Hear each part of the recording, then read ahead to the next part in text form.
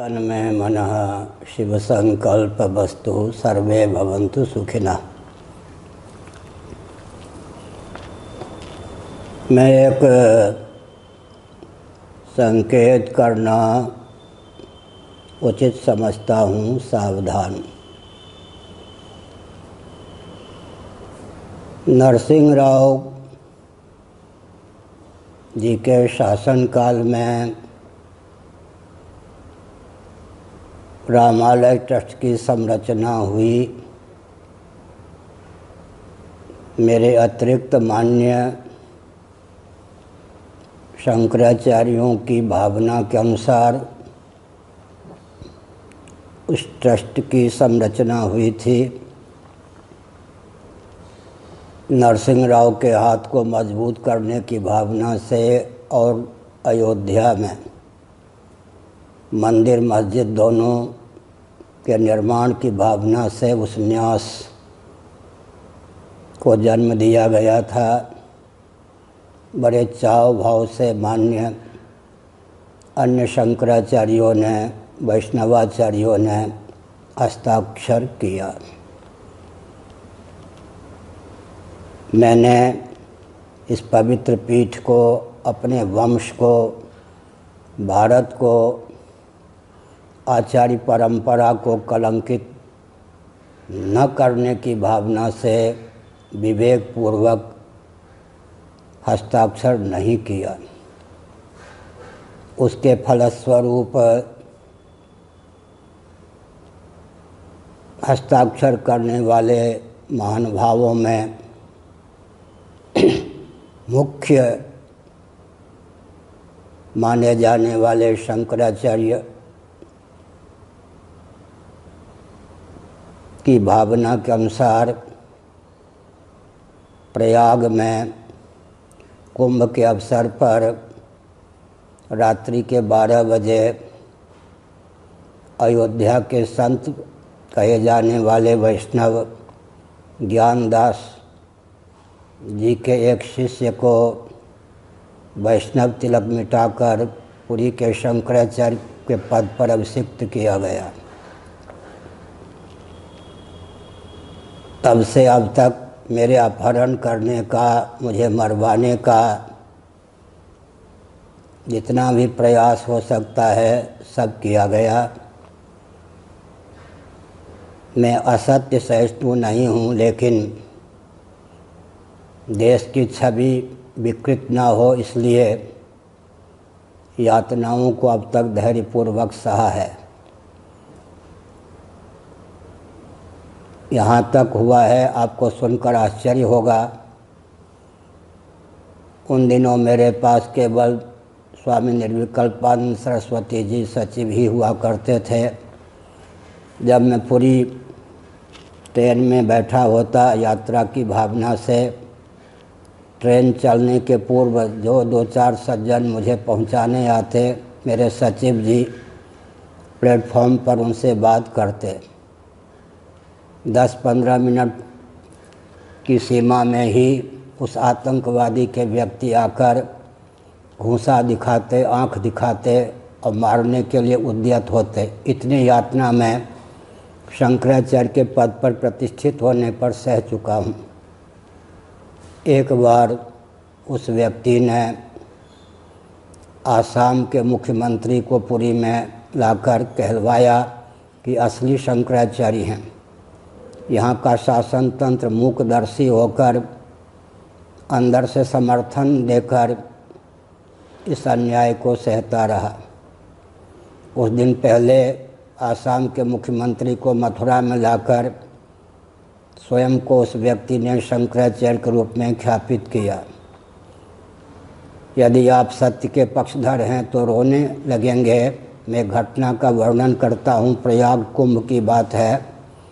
कई साल पहले जब मैं मंच पर बैठा था, तब सरकार के द्वारा प्रदत्त एक होमगार्ड जो टीबी का मरीज था, वो भी कहीं घूमने गया था।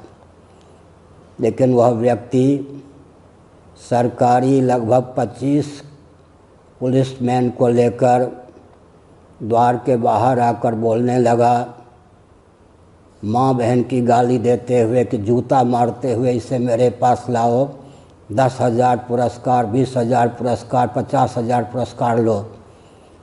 शासन तंत्र की सहभागिता से मुलायम सिंह के राज्य में आजम खां के सह पर यह घटना घटी। क्या स्वतंत्र भारत में इस प्रकार की छवि को प्रस्तुत करना शासन तंत्र के लिए सुशोभित है? क्या अंग्रेज़ों ने कभी अपने शासनकाल में सोचा होगा कि माननीय शंकराचार्य के साथ ऐसा व्यवहार स्वतंत्र भारत में हो सकता है? माननीय पोप जी, माननीय दलाई लामा जी, आप भी सुन रहे होंगे, ये उपहास की बात है। दलाई लामा जी मेरे बहुत प्रिय हैं, लेकिन वो भी सुने, आतंकवादी आपसे भी वो मिल चुका है, पुरी के शंकराचार्य के रूप में आप मौन रहे। बाल ठाकरे जी, आप जहाँ भी कहीं हों सुन लें, वो आतंकवादी आपसे भी मिल चुका है।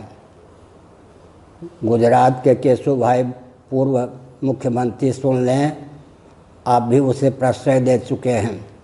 मोदी जी सुन लें, जब आप गुजरात में मुख्यमंत्री थे तब पुरी के महापात्र पुलिस विभाग के सर्वोच्च पदाधिकारी ने आपसे कहा था, यह कलंक है देश के लिए, मैं पुरी का हूँ, मैं शंकराचार्य से परिचित हूँ, अरेस्ट करना चाहता हूँ, आपने अरेस्ट नहीं होने दिया था।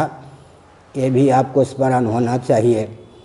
मैं ये कहना चाहता हूँ कि जब शंकराचार्य का पद भगवत पाद आदि शंकराचार्य महाभाग ने उद्घोष किया है, मेरे पद पर विधिवत प्रतिष्ठित व्यक्ति मेरा ही स्वरूप होगा।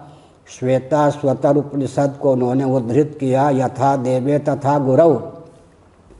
यहाँ तक शंकराचार्य ने लिखा है कि प्रामाणिक शंकराचार्य के द्वारा विधिवत प्रदत्त निर्णय यमराज को भी मान्य होगा, अर्थात लोक और परलोक में कहीं निरस्त नहीं होगा।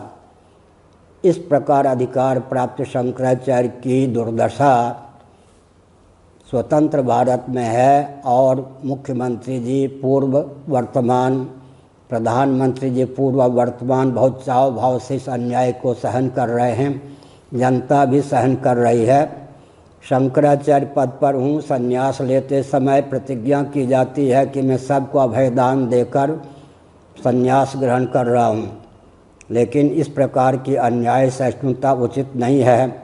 कोई बवाल मेरे नाम पर ना हो, इसलिए अब मैं जनता को ही पूछना चाहता हूँ, ऐसे नेताओं को हम क्या समझें, राष्ट्रद्रोही समझें या नहीं समझें?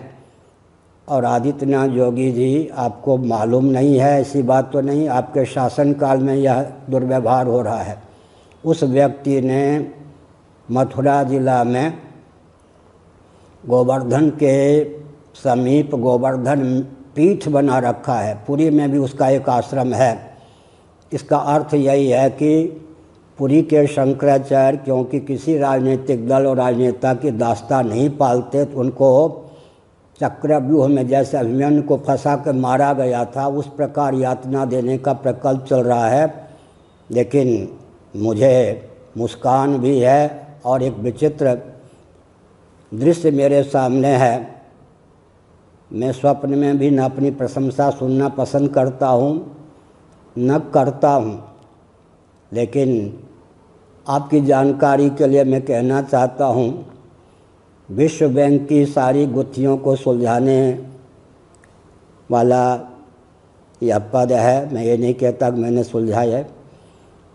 और ऑक्सफोर्ड यूनिवर्सिटी, कैम्ब्रिज यूनिवर्सिटी, दक्षिण कोरिया के गणितज्ञों ने आकर अपनी गणित की पहली सुलझाई है।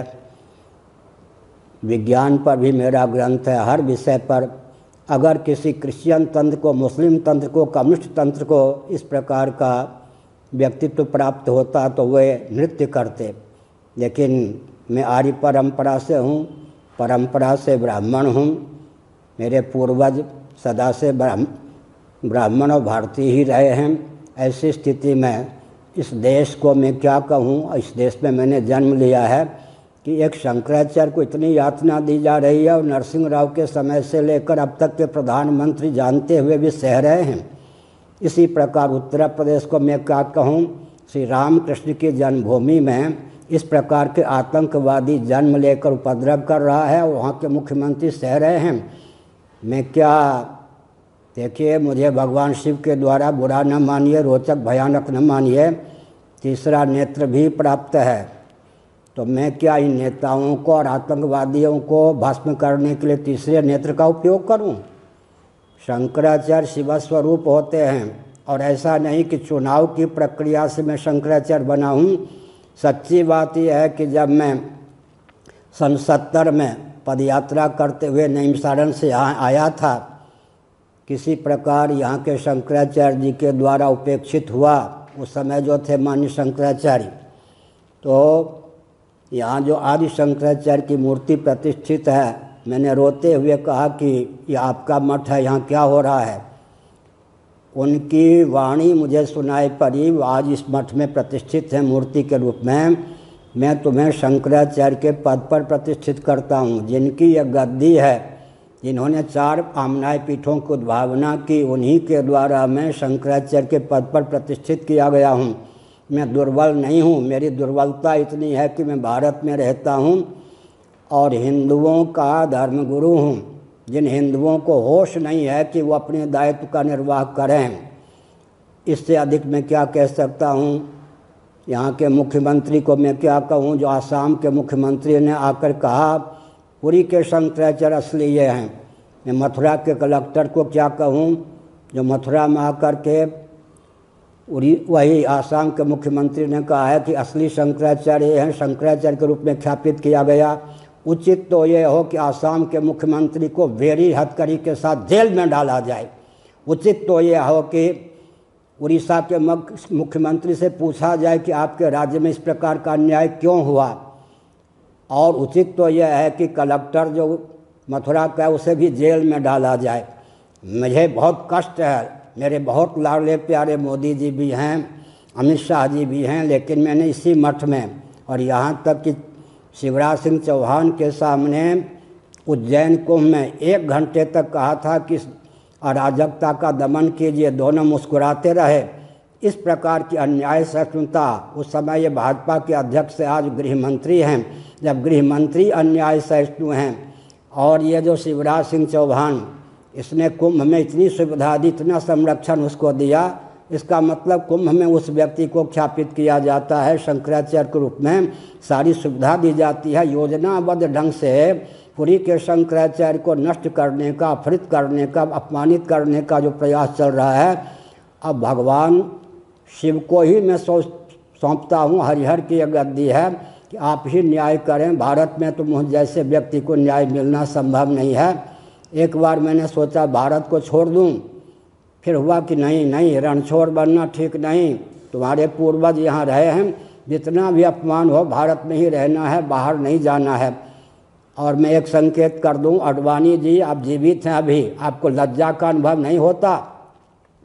उस व्यक्ति को मॉरिशस में प्रधानमंत्री जो मॉरिशस के, उसके द्वारा आपने स्वागत करवाया था। आप एक क्षण भी जीवित रहने योग्य हैं, आपको हार्ट अटैक नहीं होता है। भगवान करे आप चिरंजीव रहें, लेकिन आपने यह पाप नहीं किया। मुझसे आप 45 मिनटों तक बात नहीं कर चुके हैं। केवल मैंने आपकी दास्तान नहीं प्राप्त की, इसलिए आपने ये दंड दिया। आपने अमेरिका में भारत के राजदूत से उस दुष्ट का, उस आतंकवादी का सम्मान करवाया। ये आपकी करतूत है। वाजपेयी जी, मैं एक संकेत करना चाहता हूँ।